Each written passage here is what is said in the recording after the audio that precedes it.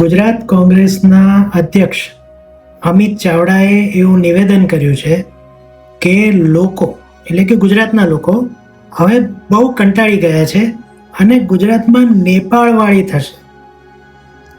હવે કોંગ્રેસને, આમ આદમી પાર્ટીને, આ બધી પાર્ટીઓને ગુજરાતમાં કે ભારતમાં નેપાળવાળી થાય એમાં કેમ આટલો બધો રસ છે? નેપાળવાળી એટલે ખબર છે શું? અરાજકતા, હિંસા, લૂંટફાટ, આ બધું નેપાળવાળીની કક્ષામાં આવે છે. તો શું અમિત ચાવડા એવું કહે છે કે ગુજરાતના લોકો એટલા બધા કંટાળી ગયા છે કે એ લોકો ગુજરાતમાં અરાજકતા ફેલાવશે, લૂંટફાટ કરશે, હિંસા કરશે? શું આ શક્ય છે? શું ગુજરાતીઓ, એક સામાન્ય ગુજરાતી આવું કરવા તૈયાર છે? શું ગુજરાતની પ્રજા, ગુજરાતનો વોટર કોંગ્રેસ અને અમિત ચાવડાના આ નિવેદન સાથે સહમત થશે? શું ગુજરાતીઓ ઈચ્છે છે કે ગુજરાતમાં નેપાળવાળી થાય, અને એ પણ કોંગ્રેસના કીધા પ્રમાણે?